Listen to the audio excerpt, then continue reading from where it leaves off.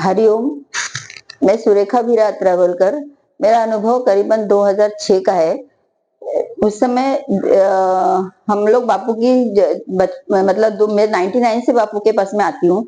तब से बापू की जो उपासना की बुक्स है, सुंदरकांड है, राम रसायन है, ग्रंथ है, हम लोग रोज कुछ न पठन करते ही रहते हैं।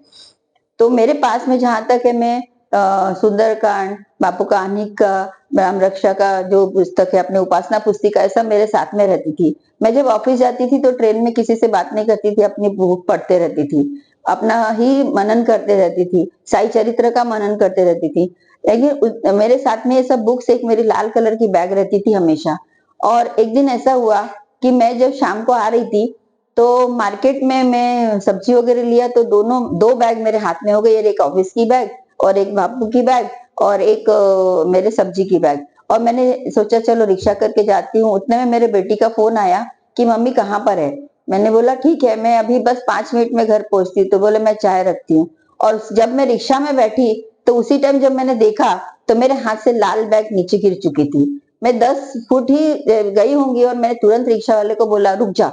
और मेरी लाल बैग ढूंढने के लिए मैं पूरा मार्केट ढूंढ रही थी कि लाल बैग मैंने कहाँ घुमा दिया, कहाँ घुमा दिया, कहाँ घुमा दिया। सब सब्जी वालों को पूछा, दुकान वालों को पूछा, सबको पूछा, बोला हमको नहीं मिला, हमको नहीं मिला। कोई जवाब देने को ही तैयार नहीं था। आखिर में रोना चालू कर दिया कि मेरे बापू, मैं मेरी तेरी बुक्स नहीं संभाल सकती तो मैं क्या संभाल सकती हूँ मेरे जीवन में। इस तरह से मैं रोने लगी। मेरी बेटी पौने घंटे तक रास्ता देखते देखते वो मार्केट में आ गई।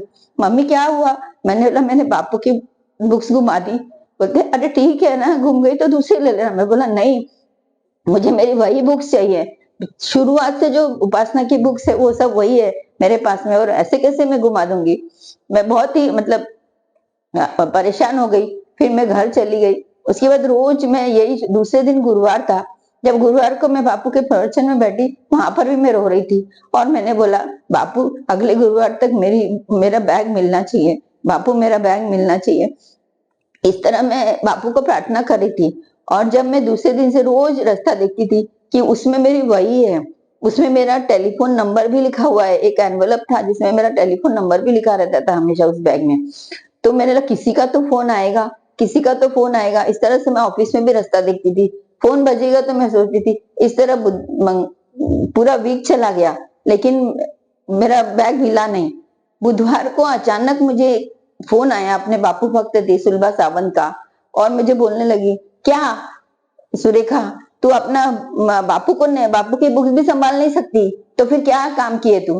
तो मैं समझ गई कि मेरी बैग शायद मिल गई, और मैं जोर से चिल्लाई कि हाय मेरी बैग मिल गई, मेरी बैग मिल गई। जबकि उस दिन बुधवार था। देखो बापू को मैंने बोला था ना बापू अगले गुरुवार तक मेरी बैग मिलना चाहिए।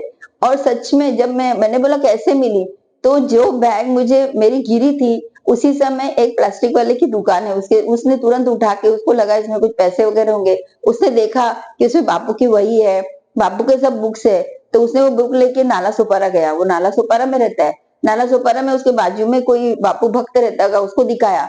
उसने बोला ये यहाँ का नहीं, मीरा रोड का है, तो आपको मीरा रोड का ही कोई आदमी आएगा, बैग उधर ही रखो, जिसके गले में आपको इस तरह का लॉकेट मिलेगा ना कोई तो कस्टमर आएगा, तो बोले उसको पूछ लेना। उतने में हमारे यहाँ के सदानंद पुजारी उसकी दुकान में पहुंचे, और उसने बोला रुको रुको, मैं ये इस लेडी को आप पहचानते हो क्या? उन्होंने बोला हाँ मैं पहचानता हूँ, लेकिन मैं कन्नड़ा उपासना केंद्र में जाता हूँ, मैं ये मराठी उपासना केंद्र की है, लेकिन सामने सुलभा सावंत रहती है, उनको ये दे दो, वो बैग पहुंचा देगी। इस तरह बापू किसी तरह भी घूम के तुम्हारी चीज, मतलब अपने अंतर आत्मा से यदि हम बापू को बोलेंगे ना कि बापू मुझे ये चीज मिलनी चाहिए, वो बापू अपने को दिलाकर ही देता है। पर ऐसी चीज ना मांगे कि जो संभव ना हो, लेकिन जो हम मांगना चाहते हैं ना, जो आपको गुम गई वो चीज भी मिल जाती है। हरिओम, श्री राम, अंबन।